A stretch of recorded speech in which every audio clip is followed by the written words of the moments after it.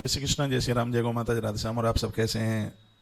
एकादशी 13 तारीख की है, पिछली वीडियो में हमने आपको बता दिया है।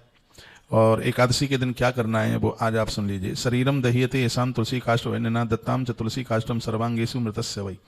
ग्रंथ में कहा गया कि मृत व्यक्ति के शरीर के सभी अंगों में तुलसी की लकड़ी रखकर तथा तुलसी की लकड़ी की आग में यदि उसका दाह संस्कार किया जाता है तो उस अग्नि से जलने वाला व्यक्ति सभी प्रकार के पापों से मुक्त हो जाता है। देखो ये तुलसी की महिमा है। मैं आपको कहना चाहूँगा 11 के दिन तुलसी माँ को वंदन प्रणाम करें, मैया जी का दर्शन करें, एक लुटिया जल चढ़ाइए, गंध रोली वगैरह लगाइए, तुलसी मन तोड़िए, क्योंकि तुलसी मैया 11 का व्रत करती है।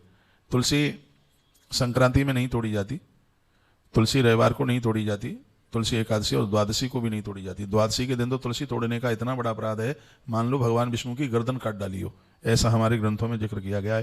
कहते हैं जिस व्यक्ति के मरणासन्न अवस्था में यदि तुलसी का दर्शन भी कर लिया जाए तो उस व्यक्ति को ताप प्रताप संताप समाप्त हो जाते हैं।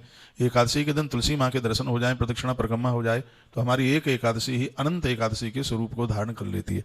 गंगा का आचमन हो, तुलसी का दर्शन और पूजन हो, गौ माता को रोटी दे दें, स्वयं तो नहीं खा सकते लेकिन एकादशी के दिन अन्न गौ माता को दे दें तो ये वैष्णवों की पहचान है, उनका बड़ा कल्याण हो जाता है, उनका बड़ा आनंद हो जाता है। एकादशी के दिन और क्या करना है? विष्णु सहस्रनाम का पाठ कीजिए, गोपाल सहस्रनाम का पाठ कीजिए, गजेंद्र मोक्ष का पाठ कीजिए, महाभारत में भीष्म पर्व पढ़िए, बहुत आनंद हो जाएगा। ये एकादशी बहुत महिमा युक्त हो जाएगी। एकादशी के दिन एकादशी की कथा जरूर सुनिएगा। तुलसी काष्ठ मिश्राणी यानी दारुणी पुण्यताम, तुलसी काष्ठ सम्मिश्रा यावत प्रज्वलते चिता। तुलसी के काष्ठ को भगवान के भोग में भी प्रयोग में लिया जाता है, अपने लिए नहीं, भगवान की रसोई के लिए। जो विशेष लोग हैं भैया तो उनके मस्तिष्क के नीचे तुलसी की लकड़ी लगा करके ही अंतिम संस्कार किया जाता है। ये तुलसी की बहुत बड़ी महिमा है।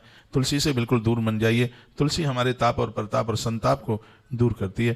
कहते हैं गौदान करने से 100 गौदान का जो फल प्राप्त होता है और वही तुलसी धारण करने का वही मातम है। तुलसी पांगम कुर्ते विष्णु पूजनम पूजा सता दिनाक लभते गौ शतम फलम। अब देखो तुलसी की माला पहन करके यदि कोई भगवान विष्णु की पूजा करता है, कितना सुंदर वर्णन किया गया, पूजा सता निके कायम, उस पूजा का 100 गुना फल प्राप्त हो जाता है। और इतना ही नहीं है, यह पुण्य फलम श्रृणु यावत तावत, उन लोगों को गौदान करने का फल प्रत्येक दिन प्राप्त होता है। यह है तुलसी की इतनी बड़ी महिमा। और 11 के दिन तो भैया बहुत बड़ी महिमा है। तुलसी के एक एक दल में पितरों को 100 वर्षों तक तृप्ति प्राप्त होती है। कोई ब्राह्मण आपके घर चल के आया, उसे आपने प्रसाद पवाया, भोजन कराया और तत्पश्चात उनके हाथ के ऊपर आपने एक तुलसी पत्र रख दिया, इससे हमारे पूर्वज, इससे हमारे पितर प्रसन्न हो जाते हैं।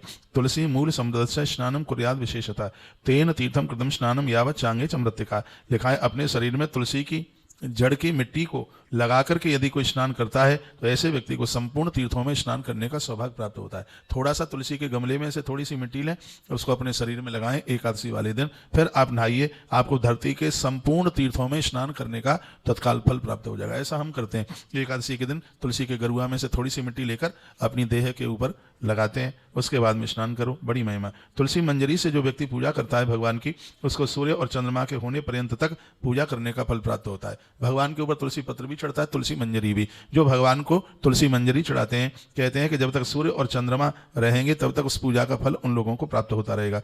जिस घर में तुलसी के पौधों की वाटिका होती है, हे नारद ब्रह्मा जी सुना रहे हैं, उस घर के दर्शन एवं स्पर्श मात्र से ब्रह्म हत्या जैसे महापातक दूर हो जाते हैं। इसलिए इस वीडियो को सुनकर के कोई भी भक्त बिना तुलसी के नहीं रहिएगा। विशेष रूप से 11 एकादशी अमावस्या, ग्रंथ में लिखा है अमावस्या के दिन तो तुलसी की फेरी लगाने से 1.25 मन स्वर्ण दान करने का फल प्राप्त होता है। और उस दिन यदि सौमती अमावस्या पड़ जाए तो 100 गुना उसका फल और अपने आप में बढ़ जाता है। तो ये बरूथनी एकादशी 13 तारीख को, उससे पहले हमने आपको ये बता दिया कि तुलसी का कितना महात्म्य है। एकादशी के दिन उसको वंदन पूजन करें, प्रणाम करें, प्रदक्षिणा और परिक्रमा लगाएं और एक लोटिया जल उसमें चढ़ाएं, उसमें धूप दीप जलता हुआ घृत का दिया तो आपकी 11 अनंत गुनी फलदायी हो जाती है। बहुत बहुत धन्यवाद आप सभी भक्तों का। आप हमें बराबर सुनते ही रहते हैं और हर वीडियो एक कमाल की होती है। इस वीडियो में हमने तुलसी मंजरी की बात कही है। कहते हैं जो तुलसी मंजरी से 11 के दिन भगवान की पूजा करते हैं, भगवान को चढ़ाते हैं, जब तक सूर्य और चंद्रमा अंबर आकाश में रहेंगे तब तक उस पूजा का फल भक्तों को प्राप्त होता रहेगा। ये एक बहुत बड़ी बात हमने इस वीडियो के माध्यम से आपके पास तक भेजी है। इस वीडियो की सेवा यही है, दक्षिणा यही है कि लोगों को जानकारी मिले कि तुलसी कितनी प्रभावशाली है। तो यह वीडियो उनके पास तक पहुंचाइए जिनको इस वीडियो की जरूरत है। बहुत बहुत धन्यवाद आपके लिए। ऐसी अध्यात्म ऊर्जा के साथ हमारे साथ जुड़े रहिए, नई नई अपडेट प्राप्त करते रहिए और अपना ध्यान रखिए। अगली वीडियो में मैं कुछ आपसे फिर विशेष बात करता हूं। तब तक हर हर महादेव, घर घर महादेव।